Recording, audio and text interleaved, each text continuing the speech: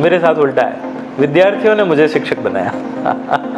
Synthesis की शुरुआत इस तरह से हुई कि 3 एक ही तरह का मोटो रखने वाले जो लोग थे वो अलग अलग जगह से मिले। प्रज्ञानम एक ऐसा निःशुल्क संस्थान जो है वो बनाया जाए जिसके अंदर लगभग 100 बच्चों को हम फ्री पढ़ा सकें। ये सुनने में आता है कि जो स्टूडेंट का सुसाइड है वो बढ़ रहा है before the preparation, during the preparation, as well as कभी कभी देखने को मिलता है आफ्टर द सिलेक्शन टू। हम क्या कहते हैं बार-बार, कोई भी बच्चा पढ़ने आता है तो उसको ये कहते हैं यहाँ पर कि आप जब यहाँ पर आए स्ट्रेस फ्री हो गए।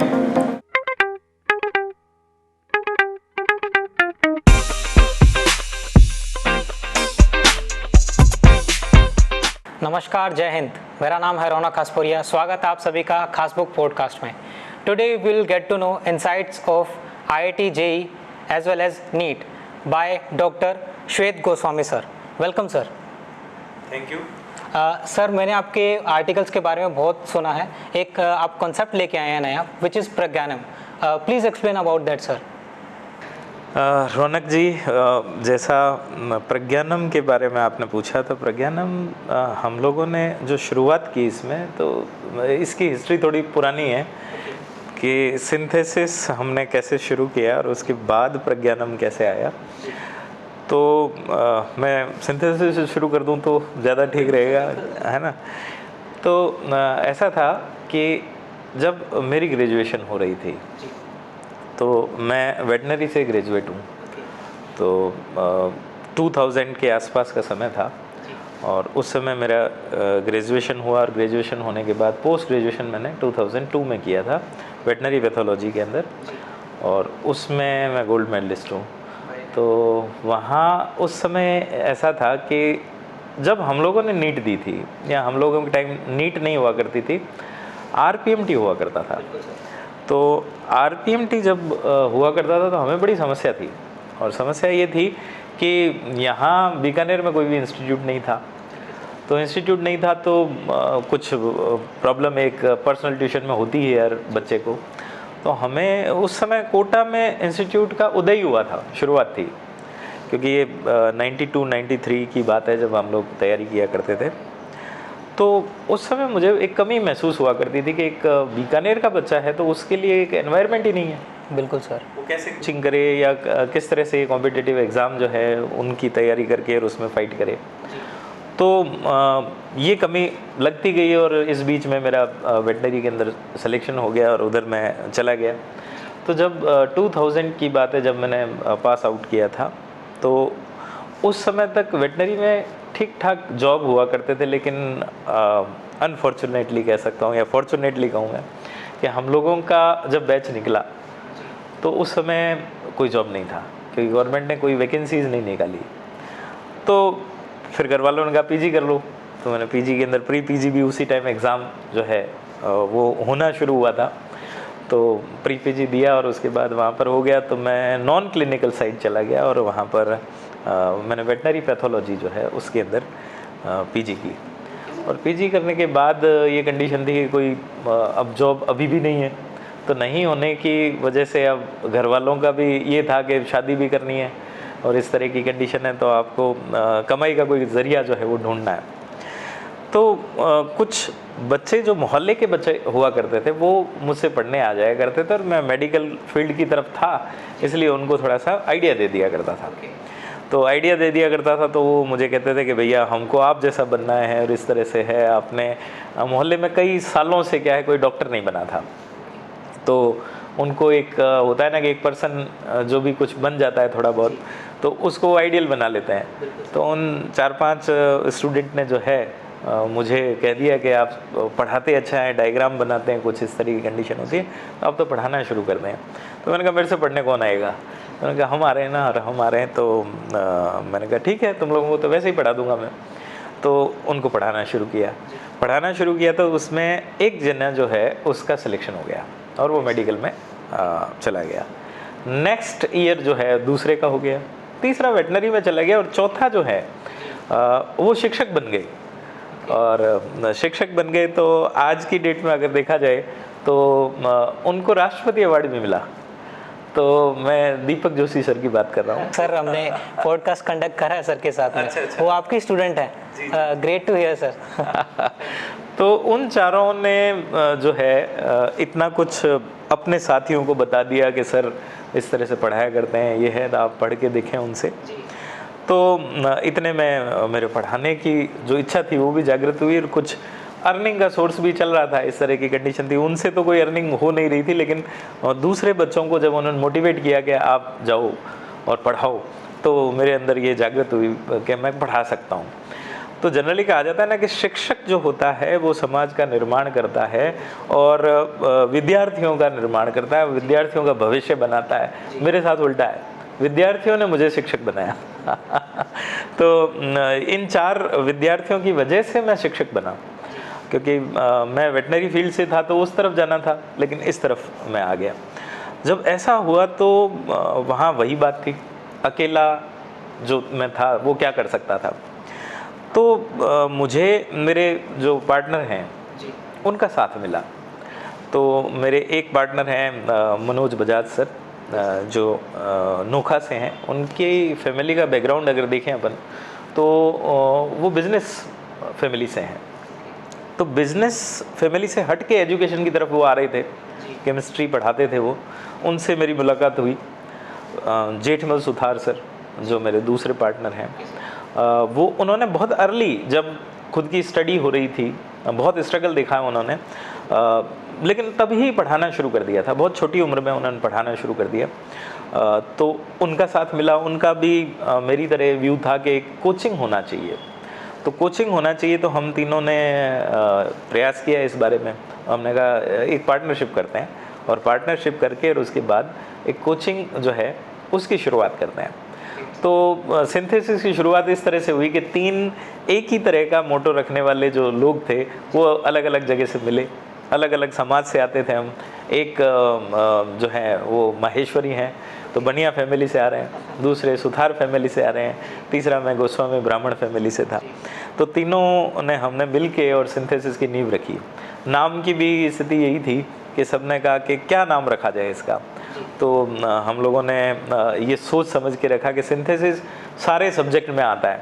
एक वर्ड है जिसका मतलब होता है निर्माण करना। तो हम फ्यूचर में जो है वो डॉक्टर्स और इंजीनियर्स का निर्माण करने वाले हैं, तो ये नाम रख लिया जाए। कईयों ने कहा भी घर पे कि ये कंडीशन थी कि ये नाम थोड़ा क्लिष्ट है, हर एक के जगह पे नहीं आएगा, लेकिन हमने कहा जब ट्रेंड होगा तो हमारा ही नाम चलेगा। तो उसमें रख दिया वो, और रख दिया तो वो सिंथेसिस धीरे धीरे जो है वो चल पड़ा। तो हमने सिंथेसिस की ऐसे नींव रखी, और उसके अंदर हमने बात तीनों की यही थी कि बीकानेर या आसपास के इलाके के जितने भी लोग हैं, जो बच्चे हैं, जिनको एक कह सकते हैं कि अच्छी एजुकेशन के लिए बाहर जाके खर्चा करके वहाँ पर जाना पड़ रहा है, स्ट्रेस में और रह रहा है बच्चा, वो स्ट्रेस फ्री वातावरण उसको यहीं मिले, यहीं पर वही क्वालिटी एजुकेशन हम दे पाएँ जो कोटा में मिल रही है। तो क्योंकि उस समय कोटा ही था जिसमें एजुकेशन हब बन रहा था, तो हमने वो प्रयास किया, और प्रयास करने के बाद धीरे धीरे हम सफल रहे। कुछ अच्छे रिजल्ट्स आने लगे, तो अभिभावकों का जो है विश्वास बनने लगा। धीरे धीरे 2006 में हमने सिंथेसिस की नींव रखी थी। तो जो 2006 था उससे लेकर आगे 4-5 सालों में एक नाम, एक विश्वास वो जनरेट कर पाए हम। और वो जब जनरेट कर पाए तो उसके बाद ये कंडीशन हुई कि हमें ऐसा महसूस होने लगा कि बहुत सारे ऐसे निर्धन बच्चे भी हैं जो ये प्रयास करना चाहते हैं, और वो ये चाहते हैं कि हम भी तैयारी करें, लेकिन वो कोचिंग तक आ ही नहीं पाते थे। कोचिंग उनके लिए बहुत सपना ही था एक तरह से, क्योंकि ना तो उनके पेरेंट्स अफोर्ड कर सकते थे इस बारे में, और हमें धीरे धीरे इस प्रोफेशन से फेम मिलने लगी। तो हमको ये लगने लगा कि हम समाज को क्या दे रहे हैं। एजुकेशन से चलो एक ठीक है, अर्निंग हमारी हो रही है, और उसके बाद समाज को शिक्षा तो दे ही रहे हैं, वो अलग फैक्ट था एक, लेकिन उसके अलावा हम क्या दे रहे हैं जिसकी वजह से हमारे आत्मसंतुष्टि हो सके। तो उसके लिए हमने प्रज्ञानम, जो आपने बात की, उस प्रज्ञानम को सोचा हमने कि प्रज्ञानम एक ऐसा निशुल्क संस्थान जो है वो बनाया जाए जिसके अंदर लगभग 100 बच्चों को हम फ्री पढ़ा सकें।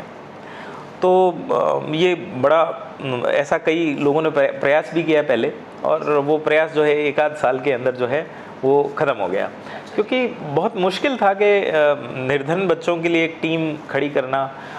जैसे आपने एक नाम सुना होगा सुपर 30, जो सुपर 30 बैच है, जो उसी से प्रेरित थे हम कि भाई कुछ बच्चों को हम भी फ़ायदा पहुंचा सकें, क्योंकि ये जो टैलेंट होता है वो किसी पैसों का तो मोहताज होता नहीं है।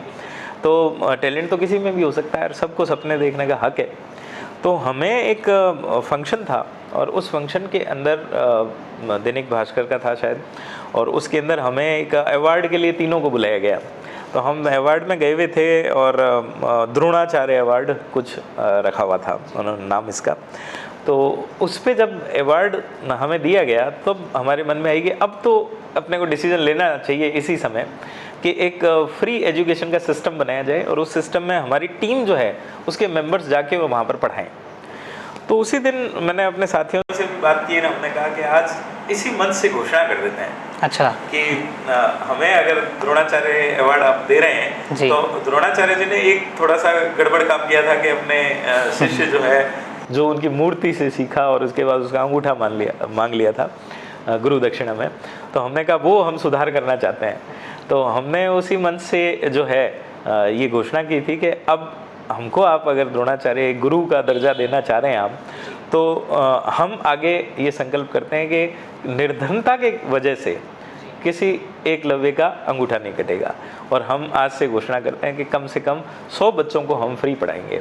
लेकिन इसमें मूर्त रूप देना बड़ा मुश्किल था, क्योंकि सोचा बहुत कुछ जा सकता है लेकिन करना बड़ा मुश्किल होता है। तो यहाँ पर एक रिटायर्ड प्रोफेसर हैं जो डूंगर कॉलेज यहाँ का एक कॉलेज है जहाँ पर रिटायर्ड प्रिंसिपल रह चुके हैं, डॉक्टर के.डी. शर्मा सर। मतलब उनका नाम डॉक्टर के.डी. शर्मा, तो मैं उनको कुछ विशेष नाम से पुकारता हूँ, कर्मवीर दानवीर शर्मा, के.डी. शर्मा से क्योंकि उन्होंने एक तो उनकी मिसेज जो हैं उनके नाम से एक संस्था बनाई, क्योंकि उनका देहांत हो गया था मिसेज का। उनने अपनी मिसेज की याद पे वो भी सर्विस में थी, और सर्विस में होने के बाद उनके सर्विस से जो भी पेंशन आती है या उनका जो भी फंड था, उस फंड को कभी उन्होंने खुद यूज़ नहीं किया, और यूज़ नहीं करके उन्होंने हमेशा उसको दान किया। कर्मवीर इसलिए उनको नाम दिया मैंने क्योंकि वो 84 ईयर ओल्ड तक पढ़ाते रहे हैं अभी तक। महिलाएं हैं उनके लिए सिलाई मशीन जो हैं उनको व्यवस्थित करके एक जगह पर प्रोवाइड कर देना, और उनको रोज़गार के लिए कुछ एक टीचर को रख देना और उसके बाद वो सिखाना, ये सारा उनकी संस्था करती थी, सुशीला केशव संस्था। अच्छा जी।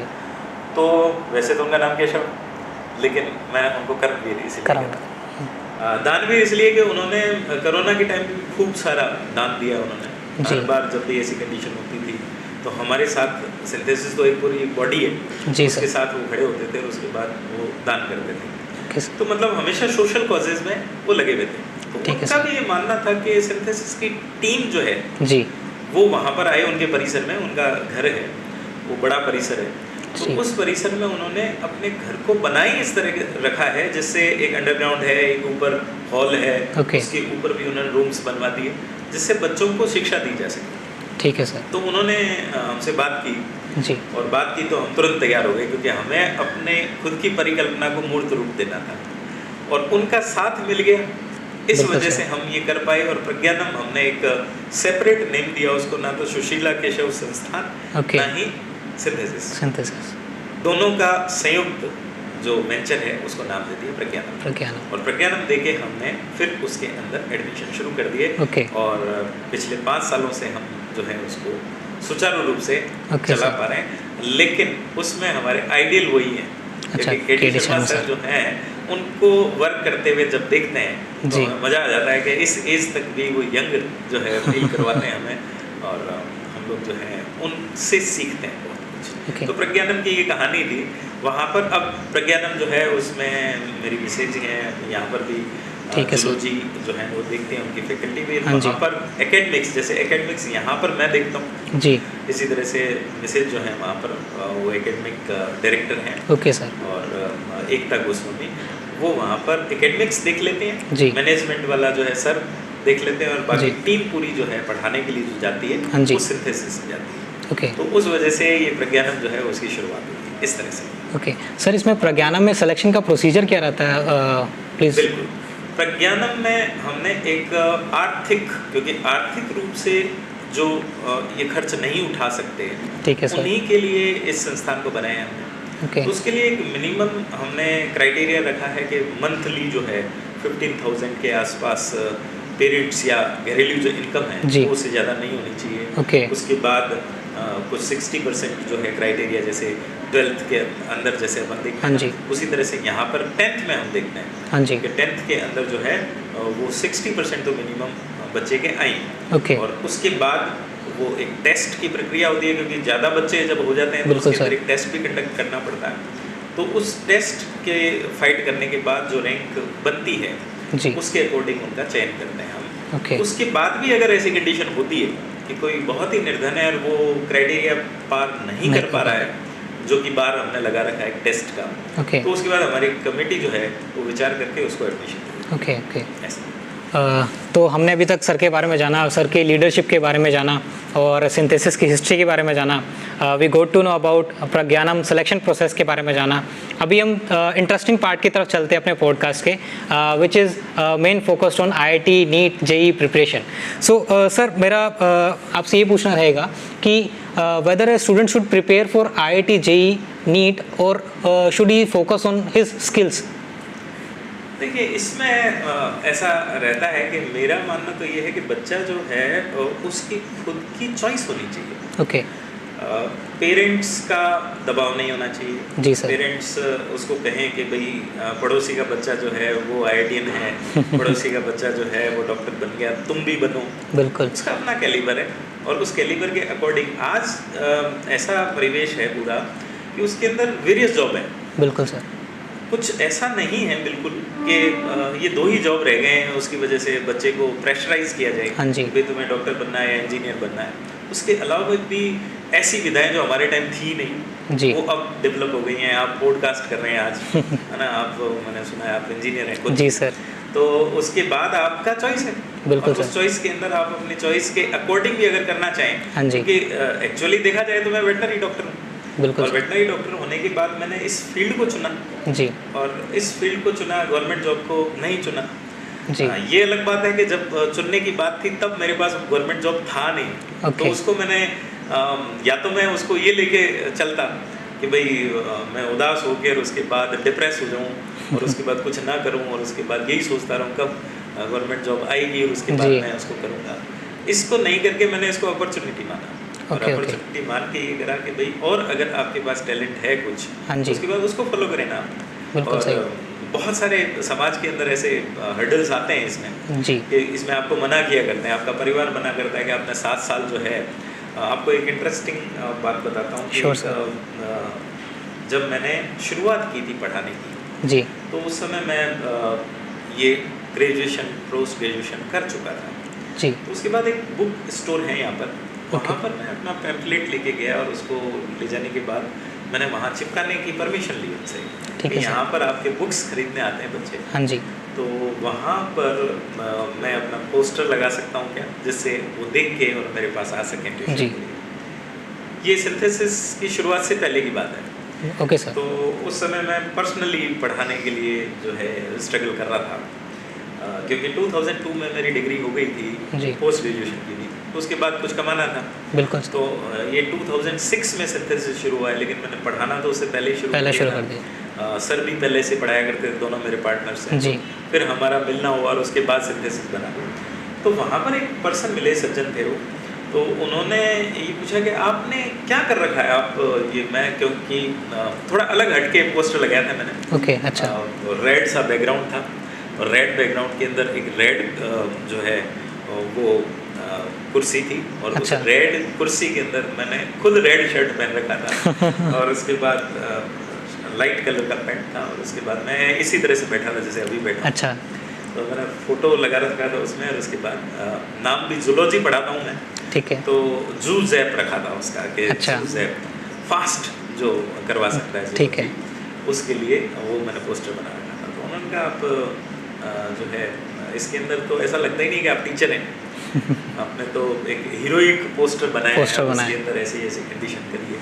मैंने कहा मैं अलग थोड़ा सा, मैं उस तरह का टीचर नहीं बनना चाहता कि एक छड़ी लेके और वो धोती पहन के और कुर्ता पहन के पढ़ाए, इस तरह से नहीं, बच्चों के कनेक्शन में आए सीधा, उसको अपनी एज ग्रुप का लगे। बिल्कुल सर। इसलिए मैंने इस तरह का कुछ किया है। तो बात करते करते वो बुक स्टोर वालों से उन्होंने कहा कि इन्होंने कर क्या रखा है, डॉक्टर लगा रहे हैं अपने आगे। अच्छा। तो उन्होंने कहा भाई ये वेटनरी से हैं, तो उन्होंने कहा देखो क्या ज़माना आ गया, गवर्नमेंट ने आपकी फ़ीस क्या लगी थी? तो मैंने कहा बहुत फ़ीस तो कम थी नॉमिनल, क्योंकि मेरा जब एडमिशन हुआ था तो शायद 500 रुपये साल के लगा करते थे। अच्छा। उतनी ही फीस हुआ करती थी पूरे ईयर की। ठीक। तो मैंने कहा ये था कि आपको पता है कि आपके ऊपर गवर्नमेंट ने कितना खर्चा किया है? तो मैंने कहा नहीं, ये तो गवर्नमेंट ने तो किया ही है, क्योंकि इतना बड़ा कॉलेज एस्टेब्लिश किया और उसके अंदर मुझे सीट मिली और उसमें, और फिर आप उस प्रोफेशन को छोड़ के किस प्रोफेशन में जाना चाहते हैं? तो आपने गवर्नमेंट का पैसा बर्बाद कर दिया। अच्छा। मुझे बड़ा अजीब सा लगा।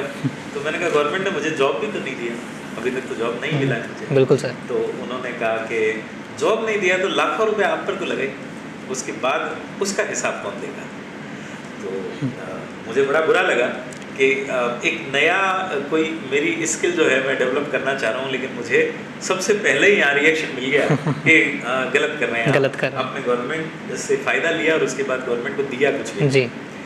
तो मैं चुपचाप आ गया, और आने के बाद सिंथेसिस जो है वो चलता गया। एक बार, क्योंकि ऐसा कोई व्यक्ति जो होता है ना जी, वो आपके जहन में उसका चित्र उभरता ही रहता है। बिल्कुल। जब भी आपको कोई ऐसे कहता है, तो मैं ये कैमरास वगैरह यहाँ पर लगे हुए हैं, तो मैं एक बार यहीं बैठा था और बैठने पर मुझे दिखाई दिया कि वो सज्जन जो हैं वो सिंथेसिस आए हुए हैं। अच्छा अच्छा।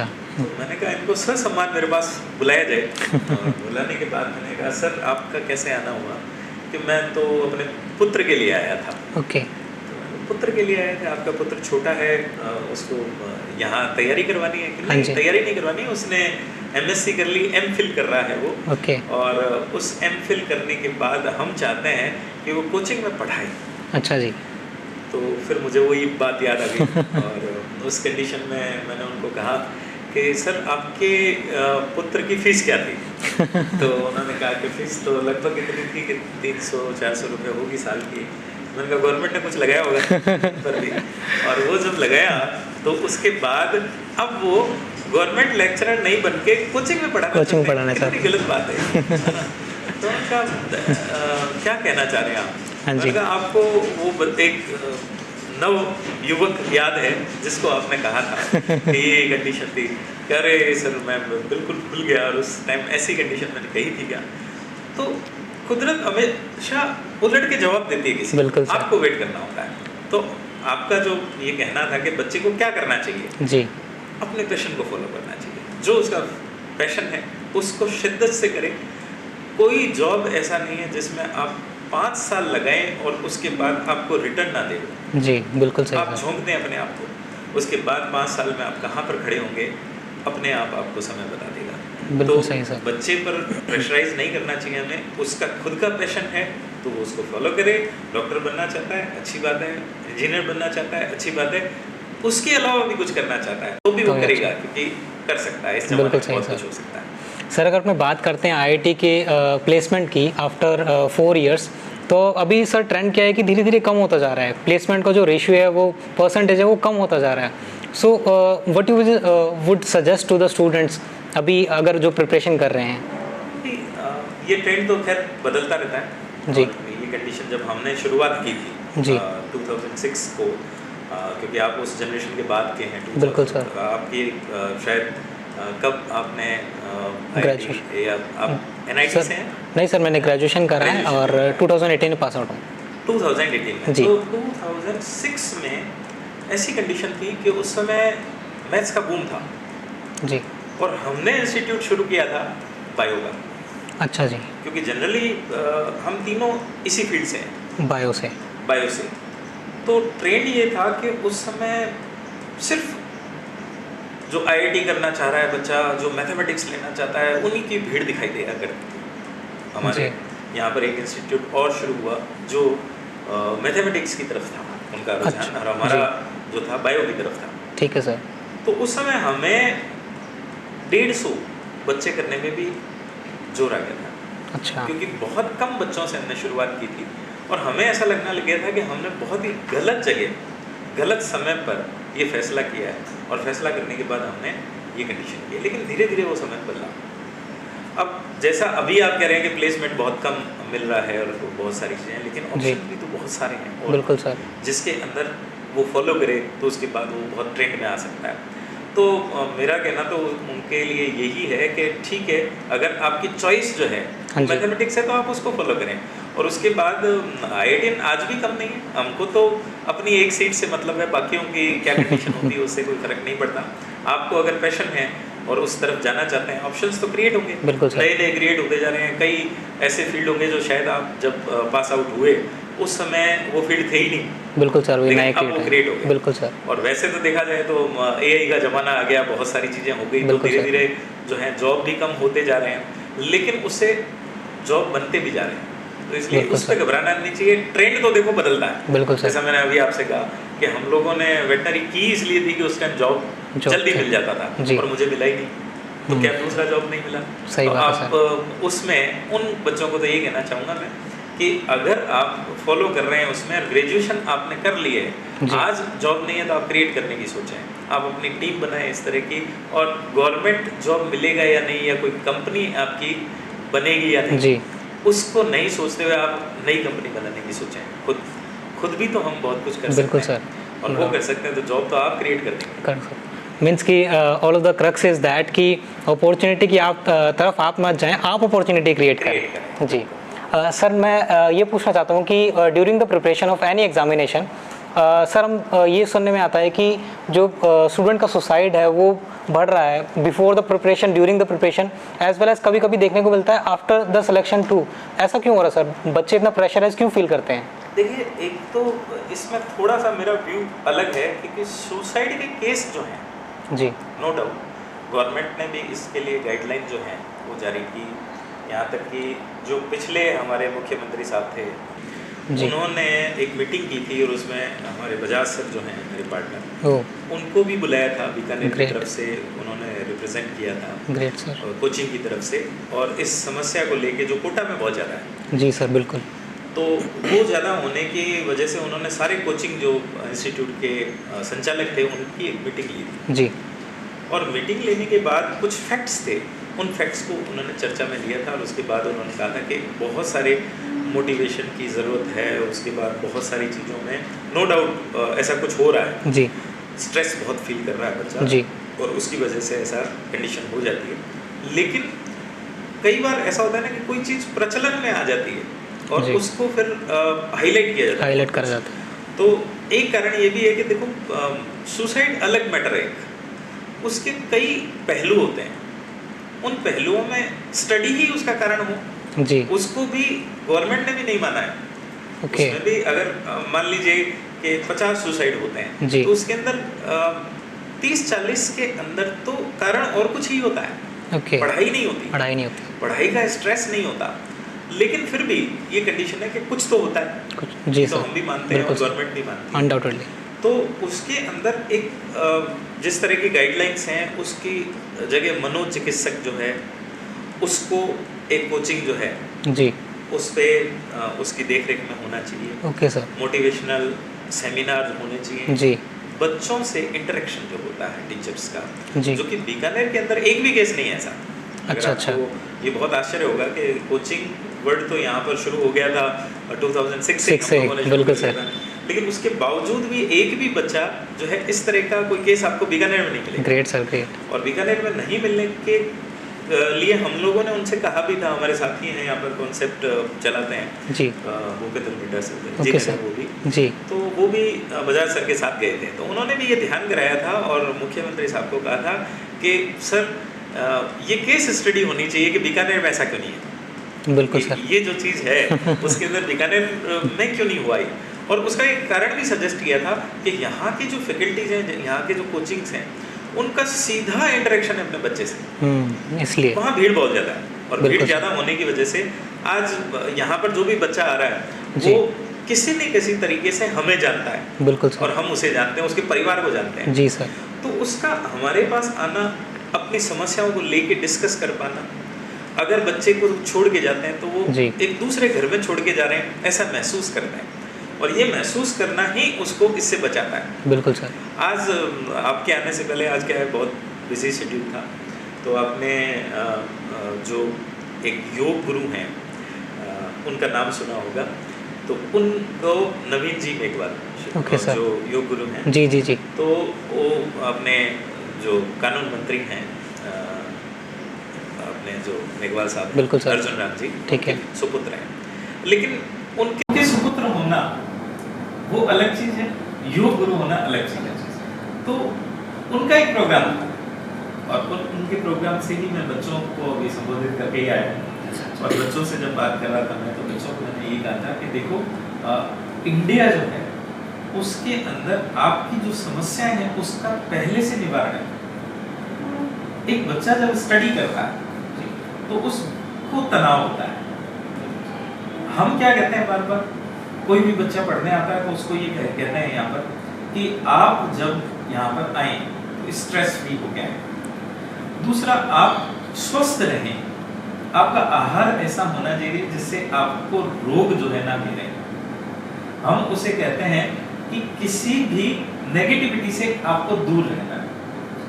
हम उसको कहते हैं तुम्हें पढ़ाई पर एकाग्रचित होना है। तो बच्चा कहता है करूं कैसे, क्योंकि बातें तो सारी आप जो कह रहे हैं वो सही है स्टडी करने के लिए। तो हमने कहा था इसका इंडिया के पास बहुत बड़ा सॉल्यूशन है, और वो है योग। तो योग करने से ये सब कुछ हो सकता है। मैं योग के बारे में कम जानता हूँ, वो बहुत ज्यादा जानते हैं। तो आपको योग गुरु आज यहाँ पर आके संबोधित कर रहे हैं, तो उसमें आप देखें कि आपको कितना कुछ फायदा होता है। तो एक बच्चे का जो कंसंट्रेशन है, उस कंसंट्रेशन के लिए एक बात जो निकल के आती है अभी, और वो स्ट्रेस का एक बहुत बड़ा कारण भी है, मोबाइल। और उस मोबाइल के अंदर बच्चा जो है उसको हम कहते हैं कि तुम्हें 45 या 1 आवर तक कंसंट्रेशन बना के रखना, और मोबाइल उसको रील के अंदर 1 मिनट के अंदर कंसंट्रेशन करने की कह रहा है। एक मिनट में बदल रहा है वो, क्योंकि रील्स तो 1 मिनट की जो होती है वो ज्यादा पॉपुलर होती है।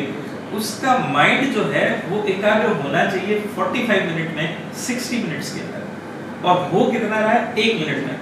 हम जो उसको ट्रेनिंग दे रहे हैं वो 1 मिनट की दे रहे हैं वहां पर, और चाह रहे हैं कि 1 घंटे के लिए वो प्रिपेयर हो।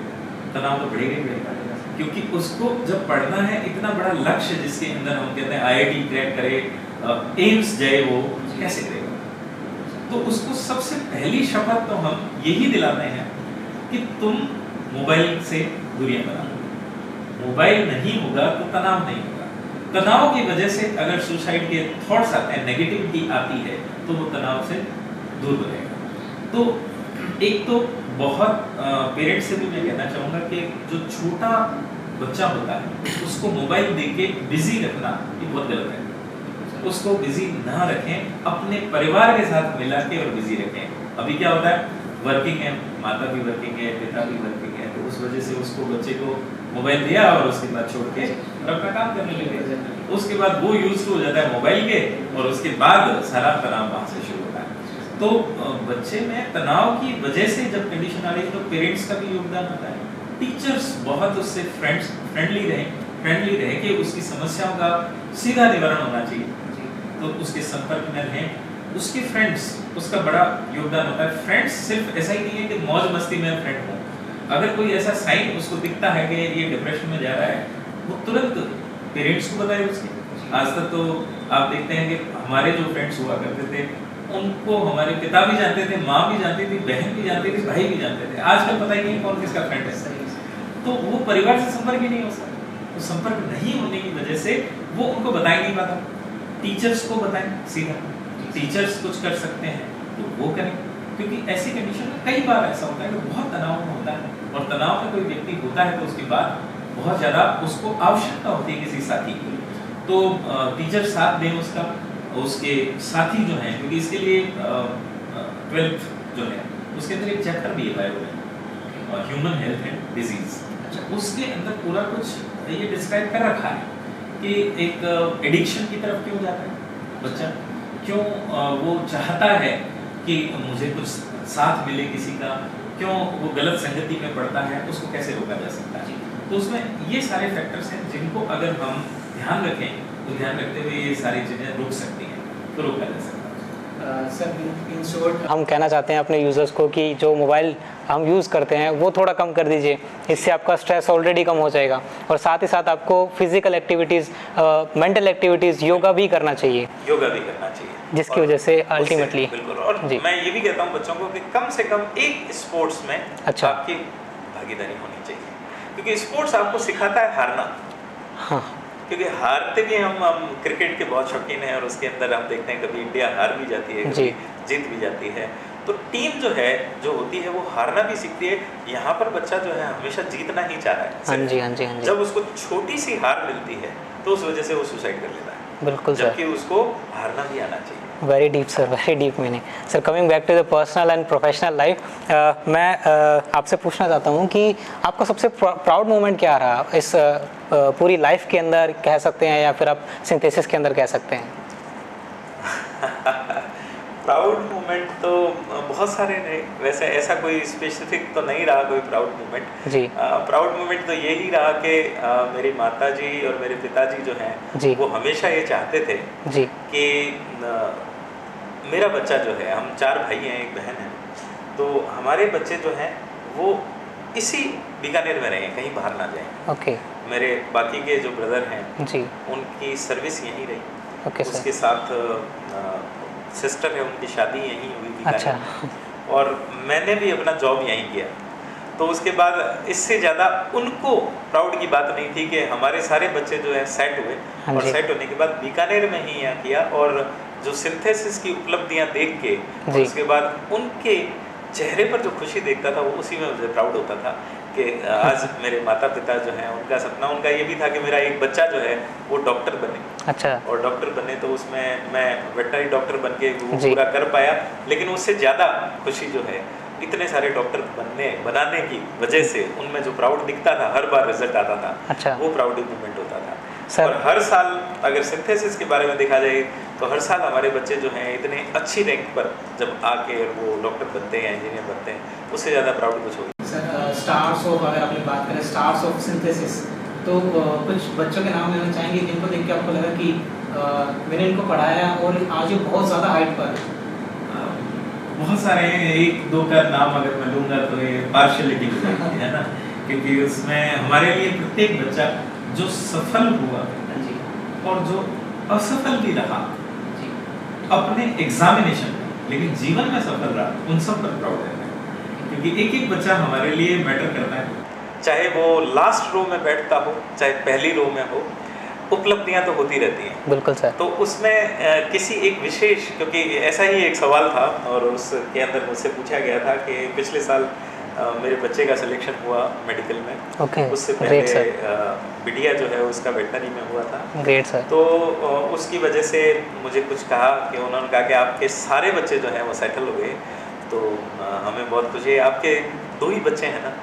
तो फिर मैंने उनको ये जवाब दिया था कि नहीं, मेरे हर साल 1000 बच्चे होते हैं और 2000 बच्चों का पिता रहता हूँ मैं हमेशा, और हमारे ही बच्चे होते हैं वो, क्योंकि 1000 से 2000 बच्चों के बीच में हमारी यहाँ की स्ट्रेंथ रहती है। हर बच्चा जो है उसके सिलेक्शन में वही खुशी महसूस होती है जो मेरे खुद के बायोलॉजिकल बच्चों के सेलेक्ट होने पर खुशी महसूस हुई। तो वही बात है कि चाहे वो बच्चा जो है वो किसी फील्ड में जाके सफल हुआ या ना हुआ, लेकिन अपने जीवन में सफल हुआ, उसके लिए प्राउड होता है हमें, क्योंकि सिंथेसिस का एक एक बच्चा जो है उसने अपने जीवन में अपने गुरुओं की बातों को ढाला है, और उसके बाद पूरी दुनिया के सबसे आज्ञाकारी बच्चे मुझे सिंथेसिस के बच्चे ही लगते हैं। और उसके बाद वो अपनी सफलता का परचम हर जगह, आज आप जो भी गवर्नमेंट मेडिकल कॉलेजेस हैं इंडिया के, उस इंडिया के कॉलेजेस में कोई ना कोई हमारा बच्चा जो है वहाँ पर आपको मिलेगा। तो सारे ही बच्चों पर प्राउड है हमें, और कुछ ने बहुत हटके किया। चाहे वो मेडिकल डॉक्टर नहीं बने, चाहे वो आईआईटी नहीं बने, लेकिन बहुत हटके किया, तो हर एक पर प्राउड है। सर मैंने आपका इंस्टाग्राम और बाकी सोशल मीडिया हैंडल्स मैंने देखे sir, I got to know कि आपको एक्टिंग का काफ़ी शौक है सर। उसके अंदर मैंने काफ़ी रील्स देखी है आपकी, और एक रील तो मुझे बड़ा इम्प्रेसिव लगी। यू आर वॉकिंग और आपके साथ में एक लॉयन चल रहा है सर। इसका मतलब है कि आप एडिटिंग भी बहुत अच्छी कर लेते हैं और एक्टिंग भी अच्छी कर लेते हैं। इन शॉर्ट कि आप मैंने आपके ऑफिस में भी देखा था, यू आर ए मल्टीटास्कर। ऐसा तो कुछ नहीं है, बस वही होता है ना कि किसी भी कार्य करने को मैं खुद पढ़ता हूँ, बस वही बात होती है कि मुझे एक चैलेंज मिलना चाहिए कि ये चैलेंज जो है आपके सामने है, आपको ऐसा करना है, और वो होता नहीं है जनरली, तो मैं वो कर डालता हूँ। आपको बड़ा आश्चर्य होगा कि मैं अपने 40 साल की उम्र में जी, जब मैं 40 का हुआ था, मतलब अभी मेरी 40 से ज़्यादा है। You do not look like that sir. तो 40 साल की उम्र तक मैंने कभी गाना नहीं गाया था। अच्छा। और गाना नहीं गाया था तो उसमें जब आपकी मैडम से पहली मुलाकात हुई थी मेरी जी, तो उन्होंने ये कहा था कि आप अगर गाना सुनेंगे ना तब जाके आगे बात बढ़ेगी। तो मैंने कहा था फिर मैं जीवन भर कुंवारा ही रहूँगा, मैं नहीं गा पाऊँगा, कभी नहीं गा पाऊँगा। तो वो एक मोमेंट था, और उस मोमेंट में क्लासरूम में कुछ बच्चों ने कहा कि आप एक गाना सुना दें। ठीक है। अब जोश जोश में मैंने गा तो दिया। ठीक है। गा दिया तो पहला गाना गाया, कभी गाया ही नहीं जीवन में जी। तो उसके बाद बुरा ही होगा। तो बुरा होगा तो उसमें क्या है कि बच्चे जो हैं वो जो कुर्सी होती है, जैसे मेरा गाना खत्म हुआ तो कुर्सी पर खड़े होकर उसके बाद एक दो बच्चों ने सीटी भी बजा दी और खूब तालियां बजाई। मैं बड़ा खुश हो गया कि अच्छे गए होगा, इसलिए ऐसी कंडीशन। मैडम को जाके एक मैडम को कहा कि मैडम सुनोगे कि आज मैंने क्लास में गाना गा दिया। तो मैंने कई देर तक मुझे देखा और देखा तो कहा कि आपने गाना गा दिया, आप तो कभी गाते ही नहीं। आज बच्चों ने जो है फरमाइश की थी, उसके बाद गा दिया, अच्छा ही गाया था। अच्छा जी। तो उन्होंने कहा अच्छा सुनाओ। तो मैंने वही बेसुरा गाना जो है जो वहाँ सुनाया था वैसा उनको सुना दिया। सर वही भी सुना सकते हैं आप। एक्सप्रेशन जो है, उनके एक्सप्रेशन देख के मुझे ऐसा लगा कि बहुत बुरा गाया मैंने। तो उन्होंने कहा अच्छा ऐसा गाया था क्या? नहीं गाओ तो ही ठीक है। तो फिर मैंने उनको कहा मैडम आपको क्या है, टैलेंट की कद्र नहीं है, कद्रदान तो मेरे बच्चे हैं जिन्होंने वहाँ पर अपनी कुर्सी पे खड़े होके सीटियां बजाई। तो वहाँ से वो शुरुआत हुई थी, और उसमें ऐसी कंडीशन हुई कि मैंने गाना शुरू किया जी। और गाना शुरू किया तो उसमें फिर हमारे एक सर हुआ करते थे यहाँ पर, वो बीट पर गाना गाया करते थे। अच्छा। बीट बजा के और उसके बाद गाया करते थे। कराओके आजकल आता है तो उसके अंदर हर इंडियन जो है वो सिंगर हो गया। तो उसमें उन्होंने क्या किया कि गाना शुरू किया एक, और मुझे लगा कि कराओके में मैं जीवन में नहीं गा पाऊँगा कभी भी, क्योंकि बड़ा मुश्किल है उस बीट को पकड़ पाना। तो मैंने ट्राई किया। ट्राई किया तो उसके अंदर ऐसा लगा कि बहुत अच्छे से बैठ गया है एक गाना। ठीक है। तो उसमें शुरू कर दिया और मैंने फेसबुक पे डाल दिया। अच्छा। और फेसबुक पे डाल दिया तो उसके बाद उस पर व्यू भी अच्छे से आने लगे कि एक टीचर गा रहा है, तो उसके बाद अच्छा ही लगता है वो जी। तो कईयों ने मुझे सजेस्ट किया कि थोड़ा सा ये आप करें, आप खुल के गाएं, ऐसी कंडीशन में आप ऐसा करें। तो मैंने उनको एक्सेप्ट किया सारी चीज़ें। फिर मैंने एक छोटा सा सिस्टम लिया, सिस्टम लेकर उसके बाद उसको रिकॉर्ड करना शुरू कर दिया। अच्छा। तो ऐसे करते करते वो जर्नी शुरू होती गई। अब जब भी यहाँ पर फंक्शंस होते हैं, खूब सारे होते हैं, तो उसमें चाहे 2000 की भीड़ हो, 3000 की, उसके अंदर मैं गा देता हूँ। तो वही बात है कि धीरे धीरे एक्सेप्ट करके कि ये चैलेंज है, चैलेंज कर ली तो उसके बाद वो पूरा हो सकता है, कोई दिक्कत नहीं। सर आई थिंक कि आपके जो इंस्टाग्राम के फॉलोअर्स हो 19K नहीं 19M होने चाहिए।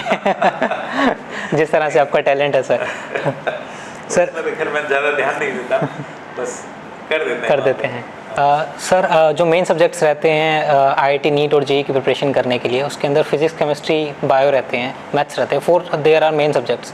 तो सर अगर आप मैं आपसे पूछूं कि कोई सुपर हीरो की कोई सुपर पावर अगर आपको दे दी जाए कि बच्चों को आप सुपर हीरो की तरह, सुपर पावर की तरह ट्रीट करें, तो जो उनको सब्जेक्ट डिफ़िकल्ट लगता है तो उनको कौन सी पावर आप देना चाहेंगे कि आप उनको फटाफट लर्न हो जाए? देखिए ऐसा है कि सब्जेक्ट हर बच्चे के लिए अलग अलग तरीके के डिफ़िकल्ट होते हैं, लेकिन जनरली सबसे ज़्यादा जो प्रॉब्लम दिखाई देती है वो फिज़िक्स में होती है। ओके। तो फिज़िक्स में बच्चा जो है वो इस माइंड सेट से आता है, जैसे मैं कहूँ कि हमारे यहाँ के जो बच्चे हैं जी, नीट के बच्चे हमारे पास ज़्यादा रहते हैं, ओके आईआईटी के कम रहते हैं। जी, आईआईटी के जो बच्चे होते हैं उनको प्रॉब्लम होती है केमिस्ट्री से, ओके मैथमेटिक्स से नहीं होती, ठीक है सर। जनरली। और जो नीट के बच्चे होते हैं उनको मेन प्रॉब्लम होती है फिजिक्स। फिजिक्स से, तो फिजिक्स और केमिस्ट्री का जो ये कॉम्बिनेशन है वो जी। किसी का अच्छा होता है तो उसके बाद बहुत बेस्ट हो जाता है। ओके तो मैं तो ये चाहूँगा कि अगर कोई सुपर पावर मिलती है तो बच्चे का जो कैलकुलेशन का पावर है, या उसको जब हम पहले से प्रिपेयर करते हाँ हैं जी। हमारे घर में हाँ जी, एज ए पेरेंट्स, तो उसमें ये होता है कि किसी की मैथ्स अच्छी नहीं है तो उसको बायो दिलवा देंगे, अच्छा और जिसकी बायो अच्छी नहीं है उसको मैथ्स मैथ्स दिलवा दिला देंगे। देंगे। जबकि ऐसा नहीं होना चाहिए। हमने तो अपने बच्चों पर भी ऐसा एक्सपेरिमेंट किया जी। कि उसे, जैसे मेरा बच्चा है खुद का, उसको जाना इसी फील्ड में था, मेडिकल की फील्ड में, ओके सर, लेकिन हमने उसे 8th 9th से यहाँ पर प्रिपरेशन करवाना शुरू ठीक है सर, किया। ऐसे जेठमल सर के बच्चे को हमने ऐसे ही कंडीशन में रखा, जी और इसी तरह से अभी बजाज सर की बच्ची है, जी, उसकी प्रिपरेशन चल रही है अभी। ओके तो सर, उसको भी हमने ये रखा था कि मैथमेटिक्स और उसके साथ बायोलॉजी, इस दोनों का कॉम्बिनेशन बना के रखोगे ओके तो इन बच्चों को हमने भी बताया ही नहीं कि आगे तुमको क्या दिलवाना है। अच्छा, आपको मैथ्स भी उतनी पढ़नी है, भी आपको बायो भी उतनी जी सर, बिल्कुल बराबर पढ़ना है, जिससे मैथ्स अच्छी होगी तो चाहे आप बायो में जाएं, अब फिजिक्स अच्छी हो जाएगी, ऑटोमेटिकली, तो फिजिक्स ऑटोमेटिक अच्छा हो जाए। इसलिए मेरे बच्चे पर मैंने ये प्रयोग किया था कि उसको पहले 3 महीने तक, जब 11th में आया वो, तब तक उसको बायो और मैथ्स दोनों करवाई। अच्छा, तो दोनों करवाने से ये हुआ कि उसकी फिजिक्स अच्छी हो गई और बिल्कुल फिजिक्स सर। हो गई, तो उससे मुझे ये पता चला कि अगर कोई पावर किसी को देनी है तो मैथमेटिक्स अच्छी करवाओ उसकी, अच्छा, करवानी ही चाहिए उसकी। तो हर जो विधा है, जिस विधा में भी वो आगे जाना चाहता है जी, उसके अंदर उसको बहुत फास्ट कैलकुलेशन करने का तरीका आ जाएगा, बिल्कुल सर, और वो बहुत ज़रूरी है, चाहे वो बैंक के एग्जाम क्यों ना हो, किसी के भी एग्जाम क्यों नहीं हो, मैथमेटिक्स के अंदर तो उसको अच्छा होना ही पड़ेगा। तो अगर कोई सुपर पावर मिलती है तो उसको हमको यही करना है कि बच्चे को मैथमेटिक्स में अच्छा बनाए, और अच्छा अगर बनाए वो इस तरह का कोई भी स्किल मिल पाता है तो उसको अप्लाई करना चाहिए। So finally coming to the end of the conversation. I would like to ask sir about खास बुक, आपका एक्सपीरियंस कैसा रहा सर ओवरऑल कन्वर्सेशन के थ्रू? देखिए, एक तो आपसे जब मिलना ही बहुत अच्छा लगा मुझे कि आप एक बहुत अच्छा स्टार्टअप कर रहे हैं, thank you so much sir. और वो स्टार्टअप आपने इस फील्ड को अभी चुना है आपने, जी सर। जो टीचिंग का फील्ड है, जी सर, उसके जो कुछ प्रोमिनेंट फिगर्स हैं जिसमें से मैं नहीं हूँ, लेकिन फिर भी नहीं सर। मेरे जैसा जो साधारण व्यक्ति है उसको भी आपने चुना है इसमें।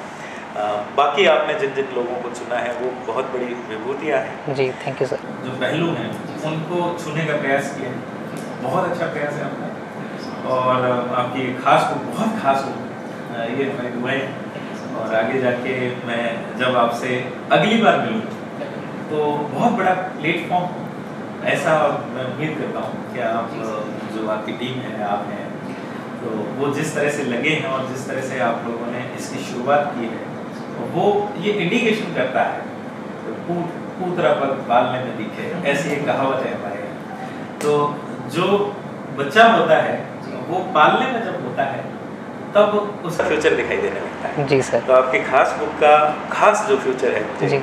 इसमें अभी से दिखाई दे रहा है कि आप इतनी मेहनत कर रहे हैं, और मेहनत करके और इस तरह के पहलुओं को आप छूते हैं, और उसके बाद आप पॉडकास्टिंग से उनको सामने लाना चाहते हैं। जी। तो हमारी बहुत दुआएं रहेगी आपके साथ। Thank you so much, आपका ये खास बुक बहुत खास बने, आपकी वेबसाइट में बहुत सारे लोग आएँ, आपके जी। पॉडकास्ट जो हैं उनको बहुत सारे लोग देखें, और Thank you so आप much. इंडिया की प्रोमिनेंट साइट बने। Thank you so much, sir. On this very beautiful note, on a very beautiful smile of sir, here we end our podcast. Thank you so much. Thank you.